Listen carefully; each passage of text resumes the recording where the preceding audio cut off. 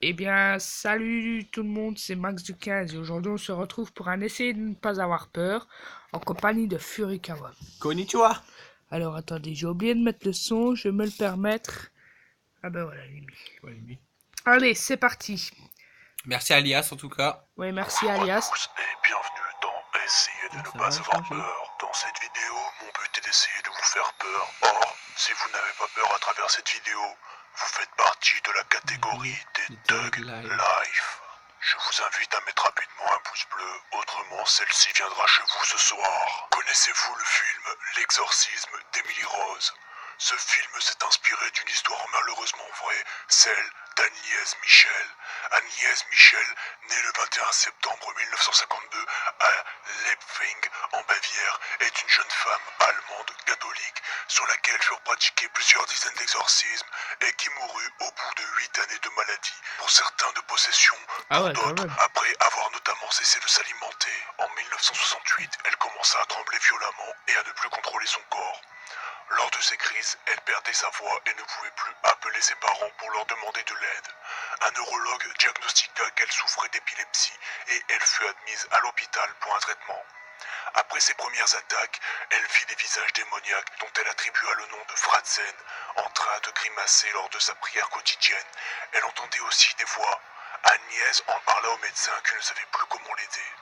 Au début de l'année 1973, les parents d'Agnès demandèrent à plusieurs prêtres d'exorciser leur fille, mais ils pensaient qu'il lui suffisait de continuer à prendre ses médicaments. De plus, pour pratiquer un exorcisme, il fallait que la personne possédée réponde à des caractères bien spécifiques. Selon le rituel romain, pour être possédé, un individu doit comprendre ou parler des langues inconnues, souvent mortes. En deuxième lieu, un individu doit connaître des faits cachés.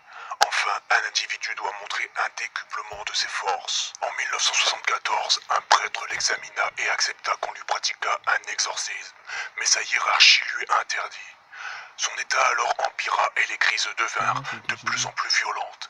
Elle insultait les membres de sa famille, les battait et les mordait. Elle refusait de manger car les démons ne lui permettaient pas de le faire. Elle dormait à même le sol. On pouvait l'entendre toute la journée en train de hurler, de briser des crucifix et de détruire des peintures représentant Jésus. Un curé local porte l'affaire devant l'évêque qui accepte l'exorcisme en 1975. Au cours de celui-ci, plusieurs démons se manifestent par sa bouche. Néron, Judas, Iscariote, Lucifer et Caïn. Elle hurle, mord et mange des insectes, s'automutile. Son comportement devient incontrôlable. Elle subira plusieurs exorcismes jusqu'en 1976. Parfois, les crises étaient tellement fortes qu'il fallait 3 hommes pour la maîtriser si on ne l'enchaînait pas. Malgré cela, elle put reprendre un semblant de vie normale, notamment retourner à l'école et participer à un concours. Cependant, les crises ne cessèrent guère. De plus en plus souvent, elle se trouvait paralysée et inconsciente. Elle refusait complètement de manger. Ses nombreuses génuflexions, plus de 6 ans de suite, provoquèrent une rupture au niveau des genoux. 40 cassettes audio furent enregistrées lors de l'exorcisme afin d'en conserver les détails. Je vous laisse donc écouter.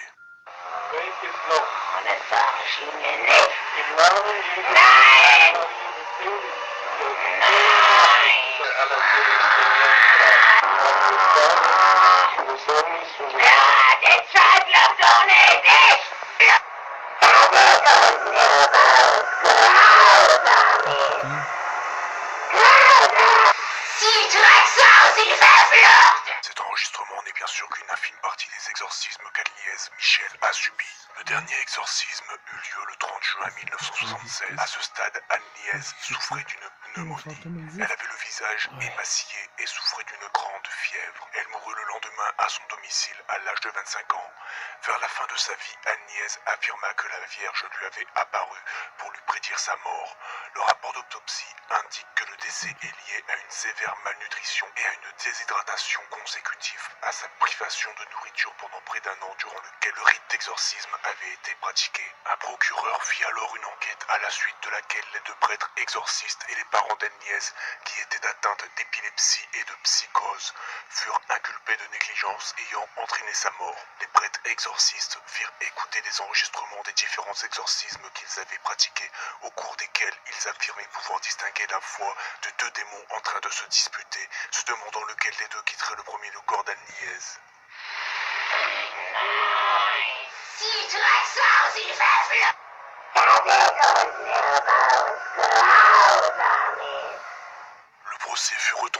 Mais c'est parce qu'il eut lieu que l'histoire d'Agnès Michel fut connue. L'église était au banc des accusés pour exorcisme.